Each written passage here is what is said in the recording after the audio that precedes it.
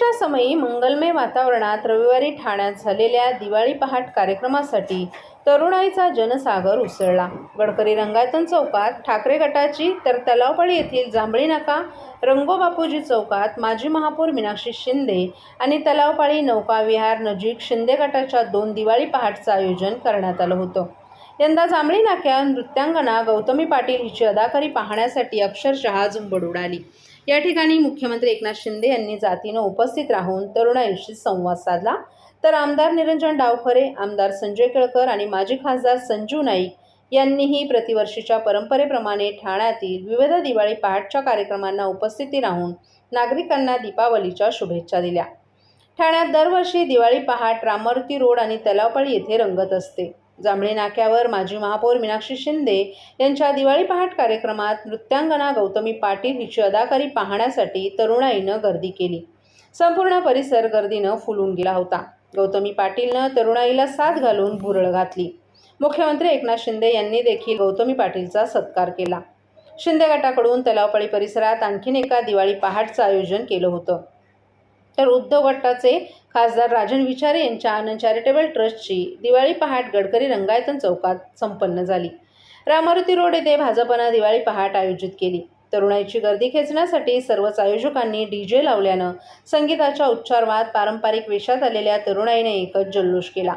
पुणा गाडगीळ येथे Bhajap, new English school येथे माजी नगरसेवक संजय वाघोले यांनी ब्रास बँड, नजीकच्या चौकात स्वामी प्रतिष्ठान आणि किरण नागती फाउंडेशन, कोपरी येथील अष्टविनायक चौकात भाजपचे राजेश जाधव यांच्या ब्रह्मांड कट्टा, गोडबंदर रोड आणि वृंदावन सोसायटीतही दिवाळी पहाटच्या कार्यक्रमांना मोठी गर्दी उसळली होती। संपूर्ण शहरभर तरुणाई पारंपरिक वेशात रस्त्यावर उतरल्यानं चहूबाजूनं वाहतुकीची कोंडी झाली होती। या जल्लोषी वातावरणामुळे पोलिसांनी अनेक महत्त्वाच्या मार्गावर वाहतुकीत बदल केले होते।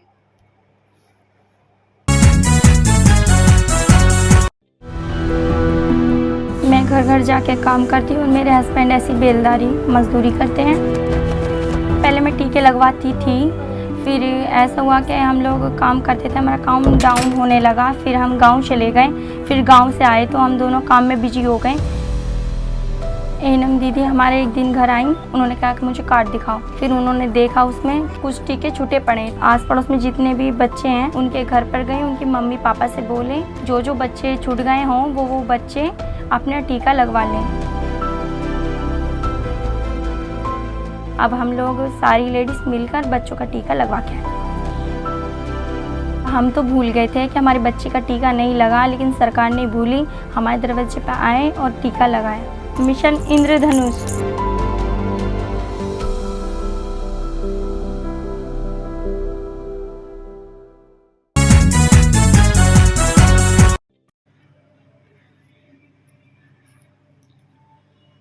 यंदाच्या महाराष्ट्र केसरी कुस्ती स्पर्धेत सिकंदर शेखनं गतवर्षीचा वचपा काढत महाराष्ट्र केसरीचा किताब मिळवलाय। गतवर्षी सिकंदर शेखला पंचांच्या निर्णयाचा फटका बसल्याचा आरोप कुस्ती शौकीनांनी आणि कुस्तीतील काही जाणकारांनी केला होता। त्यामुळे यंदाच्या कुस्ती मैदानाकडे सर्वांचंच लक्ष लागलं होतं। यंदाही सिकंदरनं उत्कृष्ट खेळाचं प्रदर्शन करत गतविजेत्या शिवराज राक्षेला अवघ्या 22 सेकंदामध्ये आसमान दाखवत महाराष्ट्र केसरी किताब पटकवला। त्यामुळे सर्वत्र त्याचं कौतुक होतंय। आमदार जितेंद्र आव्हाड यांनीही सिकंदरला बोलावून त्याचं कौतुक केलं, तसंच त्याच्यासाठी सरकारकडे मागणीही केली आहे। सिकंदर मानाची गदा मिळवताच काल शुक्रवारी मध्यरात्री कोल्हापूर येथील गंगावेश तालमीत गेला होता। यावेळी पैलवान सहकाऱ्यांनी फटाक्यांची आतिषबाजी आणि गुलालाची उधळण करत त्याचं जल्लोषी स्वागत केलं। आपल्या वस्तादांच्या घरी जाऊन त्यानं त्यांचं दर्शन घेतलं। यावेळी कोल्हापुरात सिकंदर शेखचं जंगी स्वागतही करण्यात आलं। यानंतर सिकंदरने राष्ट्रवादी काँग्रेसचे नेते आणि आमदार जितेंद्र आव्हाड यांची भेट घेतली। यावेळी आमदार आव्हाड यांनी त्याचं उत्साहानं स्वागत करत सरकारकडे त्याच्यासाठी सरकारी नोकरीचीही मागणी केली आहे। अत्यंत प्रतिकूल परिस्थितीतून पुढे येत मानाची महाराष्ट्र केसरी स्पर्धा जिंकणारे मल्ल सिकंदर शेख यांनी आज आपल्या घरी भेट दिली। गेल्या वर्षी सिकंदर महाराष्ट्र केसरी झाले होते, परंतु वादग्रस्त निर्णयाचा ते बळी ठरले। परंतु यावेळी त्यांनी प्रतिस्पर्ध्याला कोणतीच संधी न देता अवघ्या 23 सेकंदात आसमान दाखवलं। येणाऱ्या काळात ते भारताचं प्रतिनिधित्व ऑलिम्पिकमध्ये करतील याची आपल्याला खात्री आहे। त्यासाठी सर्वतोपरी सहकार्य करण्याचा शब्द आपण त्यांना दिला आहे, असं आव्हाड यांनी सांगितलं। तसंच महाराष्ट्र सरकारला सिकंदर शेख यांना शासकीय सेवेत समाविष्ट करून घ्यावा अशी मागणी देखील आव्हाड यांनी केली आहे.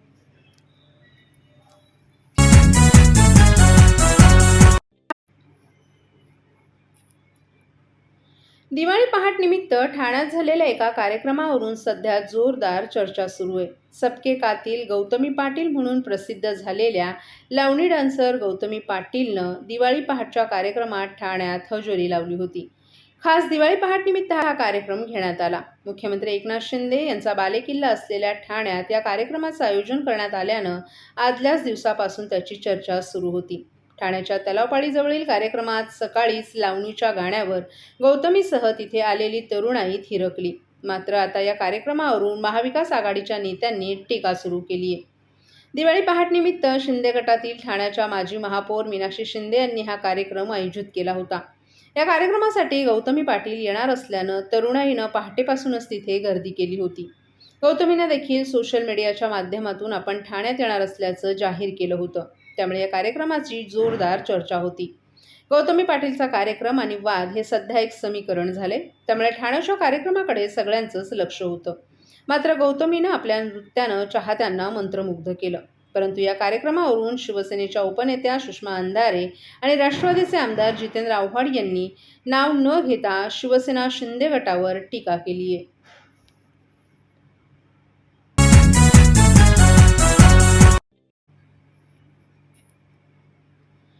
हवा प्रदूषणाच्या तक्रारी नोंदवण्यासाठी ठाणे महापालिकेनं मदत क्रमांक सुरू केलाय. 8657887101 असा हा व्हॉट्सअप मदत क्रमांक असून या क्रमांकावर नागरिक व्हॉट्सअपद्वारे तक्रारींचं छायाचित्र पाठवू शकतात.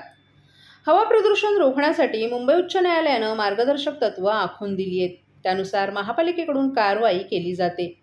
नागरिकांनाही अनेकदा हवा प्रदूषणाची प्रकरणं आढळून येतात, परंतु तक्रारी कुठे कराव्या असा प्रश्न नागरिकांना पडतो.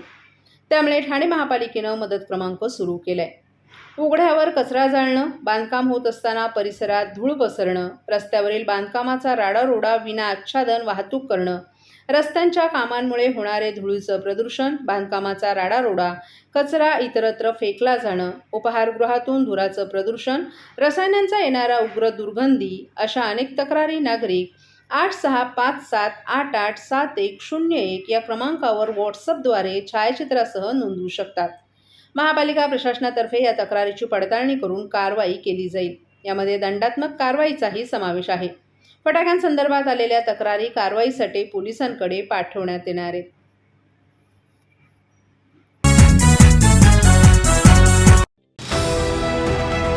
TJSB सौर शक्ती कर्ज गो ग्रीन करा वीज बिलावर बचत. आकर्षक व्याजदर, 84 महिने परतफेड कालावधी, 80% लोन, व्यावसायिक आणि उद्योजकांकरता सुद्धा. अधिक माहितीसाठी तुमच्या जवळच्या शाखेला भेट द्या किंवा संपर्क साधा. 1800223466 आणि 180026634666.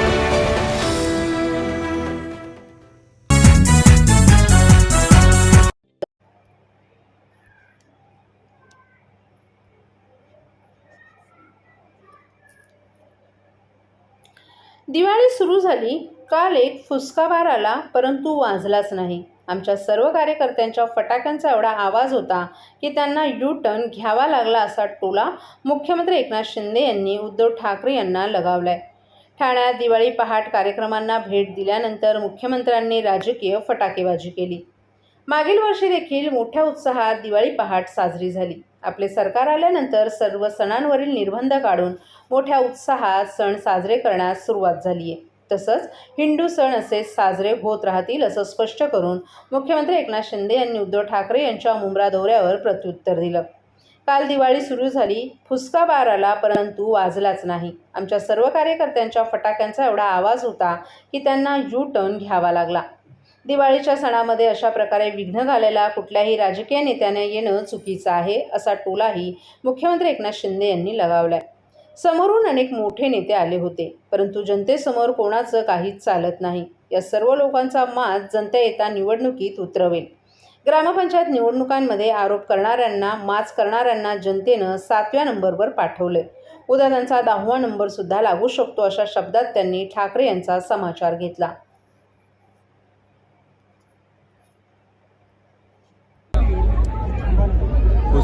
उसका बार आला तो वाजलाच नाही हे मी काल सांगितलेलं आहे. आणि आमच्या सर्व कार्यकर्त्यांच्या फटाक्यांचा एवढा आवाज होता की त्यांना युटर्न घ्यावा लागला. खरं म्हणजे दिवाळीच्या सणामध्ये अशा प्रकारचं विघ्न घालायला कुठल्याही राजकीय नेत्याने येणं चुकीचं आहे. आणि म्हणून काल अतिशय आमच्या कार्यकर्त्यांनी देखील शिस्तीचं दर्शन घडवलं आणि आपले सण उत्सव जे आहेत, ही परंपरा आहे, ती कायम जपण्याचा प्रयत्न केला. आमच्याकडे नरेश मस्केसारखे कार्यकर्ते होते, समोरून मोठमोठे नेते सगळे आले होते, परंतु शेवटी जनतेसमोर कुणाचंही चालत नाही, त्यांचा सर्वस्वी आहे. आणि म्हणून त्यांनी बरंच काय बोलून गेले. मी आज काय बोलत नाही, चांगला दिवस आहे. परंतु त्यांनी असंही म्हटलं की या सर्व लोकांचा माज येणाऱ्या निवडणुकीमध्ये जनता उतरवे. तर मी एवढंच सांगू इच्छितो, झालेल्या ग्रामपंचायतीच्या निवडणुकांमध्ये आरोप करणाऱ्यांना, माज उतरवणाऱ्यांना जनतेने 7व्या नंबरवर पाठवलं. उद्या त्यांचा 10वा नंबरही लागू शकतो. त्यामुळे मला जास्त काय बोलायचं नाही. त्यांच्या आरोपांना मी कामातून उत्तर देतो.